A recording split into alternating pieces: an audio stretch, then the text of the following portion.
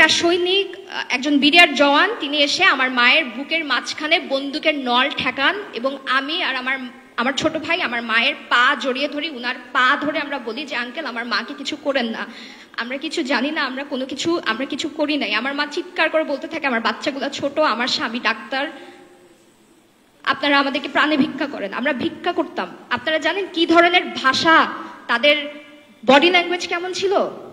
তাকে হত্যা করা হচ্ছিল তখন প্রতিটা বাসার থেকে যে এক একটা ফ্যামিলিকে বুট দিয়ে লাথি দিতে দিতে, বেয়োনেট দিয়ে খোঁচাতে খোঁচাতে, বন্দুকের বাজ দিয়ে মারতে মারতে যে তাদেরকে কোয়ার্টার গার্ডে নিয়ে যাওয়া হয়েছে, সেই খবর তো আপনারা কখনো প্রচার করেন না।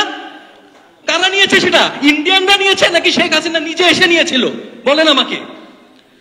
এখন আমি অনুরোধ করব, একজন ডাক্তার একটা মানুষের কি ক্ষতি করে? একজন ডাক্তার কেউ ছাড়ে নাই। লেফটেন্যান্ট কর্নেল ডক্টর লুৎফুর রহমানের মেয়ে ডক্টর ফাবলিয়া বুশরা প্রমি এবং আমার পরিবার আমরা জিম্মি ছিলাম। আমাদেরকে কোয়ার্টার গার্ডে নিয়ে যাওয়া হয়েছিল। আমার অভিজ্ঞতা শুরু করার আগে আমি একটা কথা বলবো, সেটা হচ্ছে যে আপনারা যারা মিডিয়ার লোক আছেন বা দেশবাসী সবাই যারা দেখছেন, তারা সবাই জানেন যে আমরা ফেসবুকে পোস্ট করি বা আমাদের বিচার আচার বা আমাদের লেখালেখি আপনারা হয়তো অনেকে ফলো করে থাকেন, পড়ে থাকেন।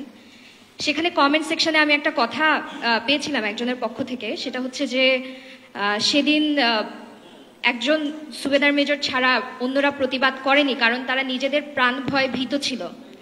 তারা কেউ প্রতিবাদ করেনি কারণ তারা যদি প্রতিবাদ করতো তাহলে নাকি তারা সবাই সেদিন মারা যেত, বাকি অফিসারদের সাথে তারা সবাই মারা যেত।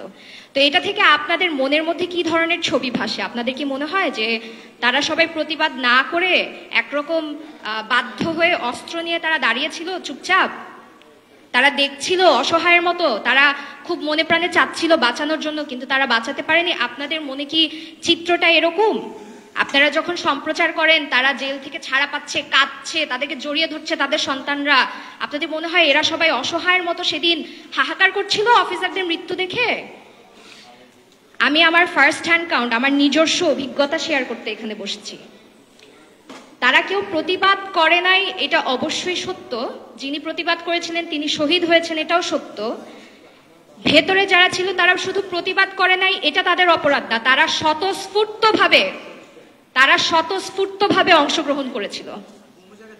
সেদিনের অপরাধ একমাত্র খুন করা না, সেদিনের অপরাধের সাথে অনেক কিছু ছিল। আমি জানি না আপনাদের আসলে এখানে বয়স কত বা আপনারা কতটুকু খবরে দেখেছেন। 2009 সালে যখন 36 ঘন্টা পরে আমাদেরকে ছাড়া হলো, আমরা যখন বের হয়ে আসছি এবং আমরা যখন টিভিতে দেখেছি, আমরা পরবর্তীতে যখন, আমার বয়স এখন 30, আমি এখনো পর্যন্ত কোনো খবর, কোনো লেখা, কোনো নিউজ, কারো ইন্টারভিউ আমি এখনো পর্যন্ত দেখতে পারি না। এবং আমি গর্ব করে বলি আমার নার্ভ যথেষ্ট শক্ত, কারণ আমি যা অভিজ্ঞতা, আমি নিজে যা এক্সপিরিয়েন্স করে আসছি, এটার পরে আমার পক্ষে সম্ভব না কোনো কিছু দেখে সহ্য করা যেটা আপনারা টিভিতে দেখেন। এবং টিভিতে 20%ও আসে নাই ভিতরে যা হচ্ছিল।